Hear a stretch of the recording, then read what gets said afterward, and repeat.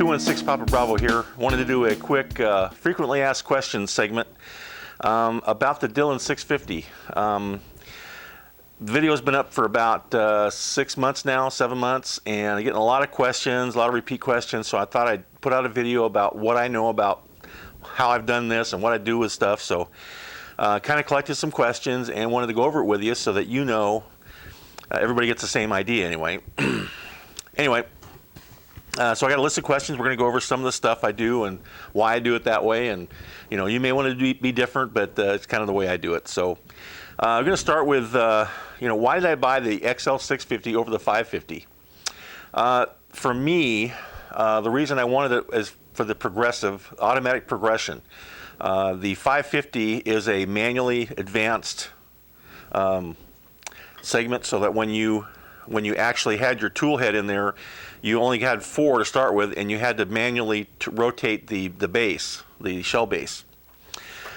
So I wanted one that would, number one, had an automatic feature. Only the 650 and the 1050 have that feature. The 550 does not. Also, the 650 has a powder check, which was very important to me, so I could not worry about double dropping or, you know, having a light load or any kind of stuff, because it checks each round as it goes through. So for me, I'd rather spend the extra couple $100 and get the 650 over the 550. And yeah, some of the accessories are more expensive, and you know, it's by the time you get invested in it, you know, I've got quite a bit of money invested in it. The basic unit, you know, runs about $1,200 to get one cartridge loaded. If you want the case feeder, a die set, you know, all the setup it takes to make one load, one particular caliber, say 223. You have to buy the die set. You get the machine comes with the base materials to get it going, the actual feeder parts that make it work, and the shell plate.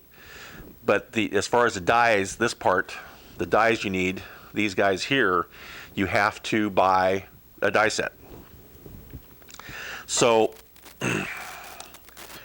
for one die set, it's about $80 for the Dillon die set. Now you can use RCBS, Redding, Hornadays, I believe fit, and Lee's also fit that I know of. It takes standard die threads. I can't remember the size now, but it's a standard die thread that all of them use. Pretty universal that way. They all fit in the dies. However, I would recommend, for myself, buying the Dillon sets, because they're really set up for this type of machine, if you're going to use the 650 anyway. The resizer dies, no problem, you can use either, doesn't really matter. But where the real difference is in bullet seeder and bullet crimp. And those two dies are different on this than they are on the RCBS or any other 3-die set. Because like RCBS has a deprime, resize, and then they have a belling, or for a 3-die set anyway, has a bell station and a bullet seeder crimper all in one.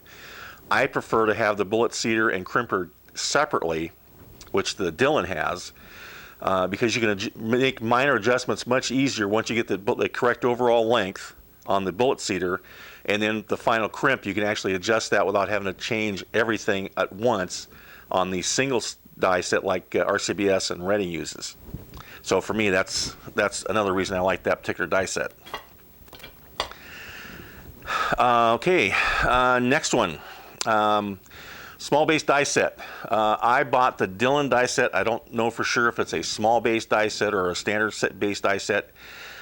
This set works really well for 223. I haven't had any issues with it.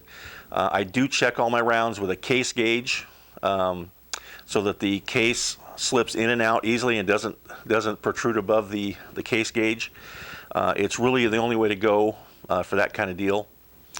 I think it's a good setup that they have. It's very, very well put together, and they do a great job with them. So I'm very happy with the Dillon die set. Now I'm going to come to the issue of case trimming. A lot of questions on this, because when I made my 223 video, I took a raw bunch of 223 cases, took them right over to the tumbler, tumbled them, took them right over to the press, and then ran them. Now, number one, all these cases that I had that were plain cases, I had sized them all to make sure they're all within specs before I put them in that bucket. If they weren't, I put them in another bucket that I was going to trim later. Now that I have gone through quite a few of these rounds, I have a substantial amount that I've had to trim, and I did a video on that also, but I wanted to tell you about the quick trim. This is Hollow Possum. I think it's Hollow Possum in Illinois. I think that's the name of the company. I'll have the annotation in the video. You have two pieces. This goes in your drill press or a drill, or I use a drill press. I think it's easier, but I have a one that fits on a table, so it's not permanent. Not a big, huge one. It was from Harbor Freight, I think, for like $70. These pieces are like $25 or $30 a piece. The collet, or this part here, that goes into these fit together like this. So you put them in like that, and this would then turn. You have a set screw that this would lock into, and then this turns in your drill press. And as it turns, you simply stick the case in, and it does a trimming for you. You don't have to crank it or any of that kind of stuff. But these guys work really, really well. I've used them on 223, 30-06, 270, 7mm Magnum, and uniformity is the name of the game here. These guys really, really work well. So I've been very pleased with them. And by all means, if you have a volume of shells, and that's the casings rather, if you have a volume of these, say 1,000 or so or more, that you need trimmed at one batch, it's the way to go. If you're doing, small batches, say 25 to 100, the rotary trimmers work great. Again, you can still use this setup.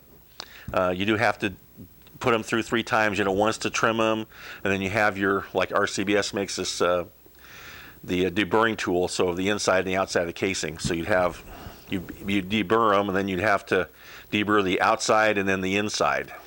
So you have to do 3 steps with each one, but if you do it on a drill press, it goes by pretty fast. So it's really nice to have that option. So anyway, and I collect all these up. I do them in small batches on my off time on a single stage press. Number one, because I don't want to have to take the dies out of my the cedar die and all that stuff off the Dillon machine. And I think it's just easier to do it on a single stage because I can inspect the cases better. I can look at them. I can really, as I'm lubing them up, and I can look at the case. I can see if anything cracked or deformed or really, badly done. When I run them through the machine, the single stage, I can check them again before I toss them in another box. And I do these in, say 100 or 200 batches at a time because you're just depriming, resizing. So you're just constantly just, running the press. When I get done with all that, I have a bunch of them, from 2 or 3 different stages of doing that. I'll have probably, 500 to 1,000 rounds, and then I'll take it to this process, the quick trim, and I can burn them through. I can do 1,000 in a night, easily, a couple hours. So that way, now, the brass I have now is all prepped, ready to go. So I'll be able to just scoop it out, put it right in the press, lube it up, put it right in the press, and go to town. Some guys have asked, why do I use a single stage press? I just don't like doing the wear and tear and having to readjust the dies again on the Dillon. If I'm going to, and I do want to inspect the cases. So I take the cases and run them through the single stage. It's just my way of doing it. I mean, everybody can run it through the other one, the regular Dillon stage, and just take out, or have a special die that you can take out and do. It works fine. And it's actually faster on this one. If you have a special, if you take one of these blocks and just pull your resizer die off and put it in a single block all by itself, you can run them through pretty fast. These are only like $10 or $15. They aren't very expensive, so you can do that and have the Dillon do the job if you only want to have one press. But like me, I started with a single stage press, so therefore I have it. I might as well use it. And I kind of like doing it that way. I can take my time. I can do a small run and put it aside, come back, do a small run, put it aside. If I go to the Dillon and do it, I got to have a special thing, and just for me, it's just easier. Okay, next question. What powder works best in a Dillon? I'll tell you right now that for most cases, for a small neck case like the 223, a ball or flake powder is going to work the best. They will flow through the smaller neck much easier than any kind of stick powder. Now, I've used IMR powders for years. I'm hooked on them. And since DuPont had it, or it's all gone to Hodgin now, but I've used IMR powders forever. I found though that to load these in the speed of the Progressive, ball powder works the best. Winchester, the AA 1260, I think, or the 748 ball powder is probably the two best loads, or RL, I think it's Alliant, RL Reloader 15. I think it's another good one that works in that. But the larger stick powders, Varget, forget it. You're going to have constant issues of the powder hanging up either in the neck of the case or in the neck of the powder drop and not loading correctly, and then you go to do the next one and it overflows over the place, and then you had a mess. So longer stick powders, no.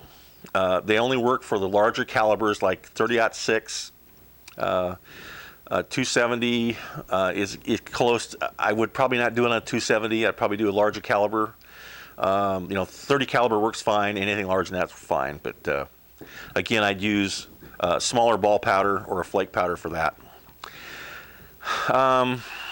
Okay. Another question I get quite often is, are the Dillon die sets proprietary? In other words, do you have to use Dillon sets in a Dillon press? No. You can use any standard die set you want. However, as I mentioned before, I would stick with the Dillon set if you can afford them. I think they're very well machined, they're very well made, they're heavy duty, and like I said before, you have a bullet seeder die and a crimp die that is separate. They're not in one die. If you notice here, we have 5 stations, and in the machine, I'll orient it the way the machine's set up. When you slide this in, the first station here is your resized decap. The second station is your powder drop and primer, inserts a new primer, and then powder drop, and then bells the case if you have that particular one. The third station is a powder check station. You can leave it blank. I use the powder check. I like it. It's only a $50 or $60 option. Well worth the money. I mean, every time that buzzer goes off, something's wrong. So you got to stop, figure out what's wrong, either run out of powder, run out of something, or whatever the case may be. But in rare cases, it just runs, and I like having it there. It's a kind of a mental safety check you have. Then the fourth station is your bullet seeder die, and all it does is push the bullet into the case, the desired length.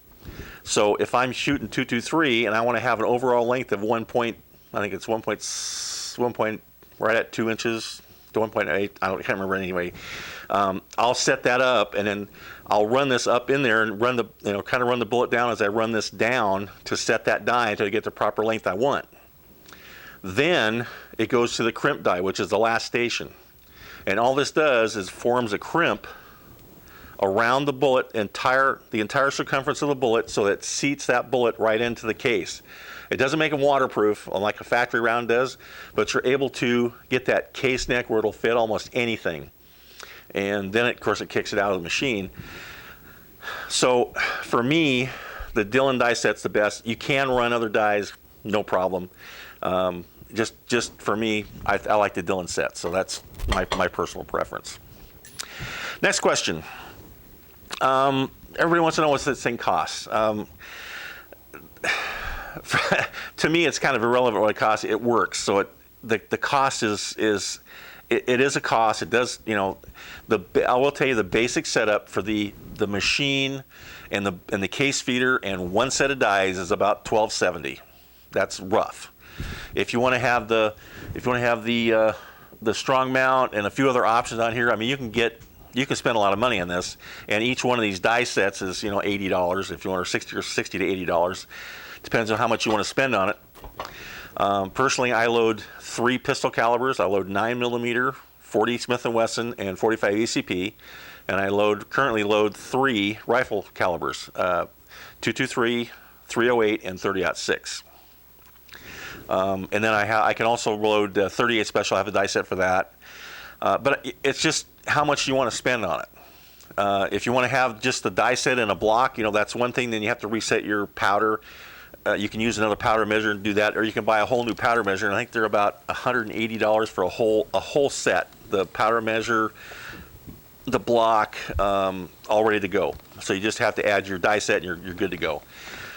So if you want to have one that's for each caliber, you can do that. If you want to just use the same powder measure for all your calibers and then keep changing it from one to another, that works too. And again, you can spend as much money as you want on these things. It depends on how much you want to invest. For me, the Progressive is a time saver. I'm into saving time. I don't want to spend as much more time loading than I do shooting.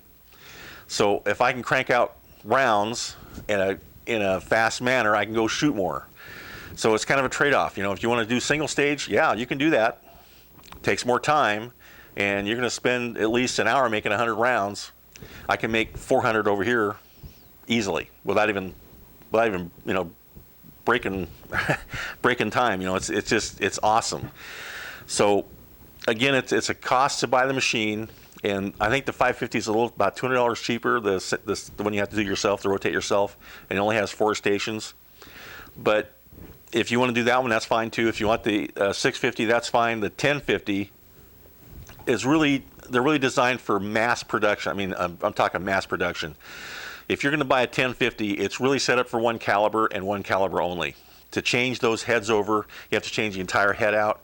It's a real job, and I wouldn't recommend it if you're going to have more than 1 or 2 calibers. I mean, 2 maybe at the most. And I'd stick with if you're going to load 223s and 9s, that'd be a good combination. Or 223, 9, or 40, that'd be a good combination. But stick with a small primer, small base primer, or a large base primer.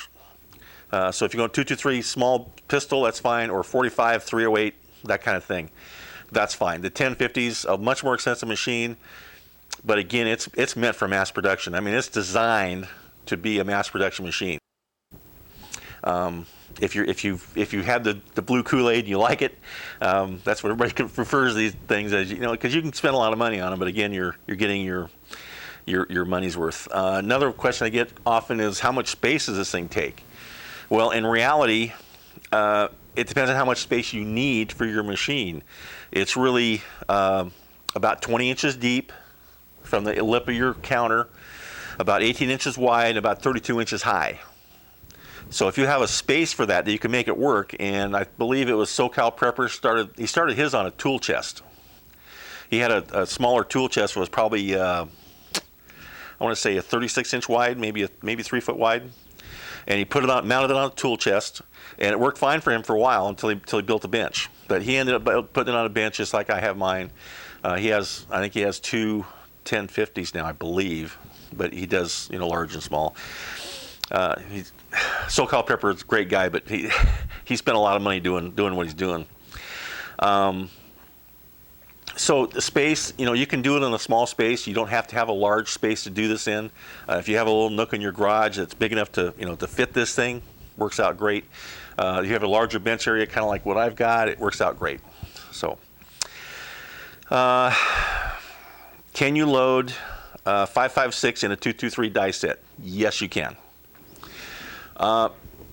Without going really technical on everything, there's a very slight difference in the neck, this measurement here in the neck, and the wall of the case is a little thicker on a 5.56, but once you put them in a 223 press, they become a 223 cartridge, even though it might say 5.56 on it. Once you press these down, they're exactly the same. The only caveat I would say is you cannot put a max load in a 5.56 that you normally put in the 223 if you do max loads. By that I mean you don't want to have powder up to the brim and then compress the bullet on top of that. So as you feed the bullet, you'd have to be actually compressing the powder. You never want to do that on. I never want to do that on cartridges. Some people do it for the larger magnums, not for me. I value my fingers and eyes and stuff. I want to have it just go bang, not boom. Okay, so so anyway, I would use a load that I'm going to find that the powder does not go all the way up to the brim. Okay, for whatever your particular needs are. Next question. A lot of questions about my dust covers. My wife is a sewer. She sews, and she made my little dust covers for my machine and the extra powder measures I have. It's a very simple bag. It just measures around the circumference of what you need to fit. She sews up one side and then makes what she calls a wine bag stitch in the bottom, sews that across, and then sews these little ears so that when you open it up, it actually stays square. So it's kind of cool. So this is the inside part, and this is what it looks like on the outside. Very easy to make. If your wife is handy or you're handy making like a wine bottle cover, that's all these are. Basically a wine bottle cover. Went to Joann Fabrics, found the material. I think we bought 3 or 4 yards of it. I don't remember how much we bought. Anyway, she cut these out for me. My wife did a fantastic job. I appreciate what she did for the reloading thing. So, and the bigger one, it's just the same idea, only it's bigger. It's the same kind of top, the same everything. It's just got it bigger, and I had her put a zipper in it, so it didn't. I could get it off the machine real easy. You can see there's a zipper there on that guy, so that it. When I put it over, I can zip it down there, and I can zip it off and have it come off really easy. That's the only difference on the bigger one than the smaller ones I had made. So kudos to my wife. We don't talk about our wives too much on these gun shows, but I just want to say thanks, because she did an excellent job putting those together and actually taught me a lot about sewing while I was helping her. I was helping cut and watching, doing what I can. So if you want to do that, you can use any material. I just found the camo, desert camo material. I like the desert camo, either Desert Digital or whatever. So I found the material. She went and got it. We cut it up, sewed it up, and that's how those are made. Okay, next one. My music. My intros. I've done several intros to try to develop a set intro into my vids, and some people absolutely hate the music. I'm sorry if you hate it. I tried to keep a little style in my videos. I always like to have an introduction, so you know what the video is going to be about. I try to have some kind of background music or something to make it work. It doesn't always work out really well. Some videos worked out excellent with the pictures we had and what we made them with. I can think of my Kimmer 1911 video. I really love that video. It's just the music and everything went really well with that one. But love it or hate it, I'm going to stick with it. I may do some intros without music, just use some background shots or something. If you don't like it, I'm sorry. Okay, I've got to use them if I have them. Another question that keeps popping up while I was doing the 223 videos was my green tip zombie bullets. These are a Hornady zombie bullet. They come in 500 packs, the only way to get them. They made some zombie bullets, complete bullets, casings, bullets for retail, and they decided to put them in 500 packs for reloading. You have to special order them. They don't come. A lot of people don't carry them because it's kind of a specialty item. They don't cost any more than the AMAX do. They're the same exact thing, only it's a green tip thing. So if you can get your dealer to, and any local dealer can get them if they are able to get Hornady bullets, they should be able to get the zombie bullets. You just have to order them and see if they're available in their warehouse. So that's that deal. A lot of questions about the way I reload. For years I loaded on, as I spoke about earlier, I loaded on a single stage press, and I got really used to holding the bullet onto the top of the case as it went into the press and just kind of slid my fingers down, so when I didn't lose the grip of the bullet or didn't fall off or anything before I put it up in the die on a single stage. It's an old habit. It's really hard for me to break. I try not to do it on the Dillon, but I keep doing it. So it's kind of one of those things I've gotten used to. I just barely hang on to the bullet as it goes up into the press. I just kind of let the press push the case up. I've never been tagged with fingers or anything. Knock on wood somewhere. So it's just a habit. Sorry guys, I've just done it for years. No excuses. How often do I check powder? I think I mentioned in one of my videos, I think it was the last one I possibly did, every time I do 100 stack of primers in the Dillon, the primer tube only holds 100 right here.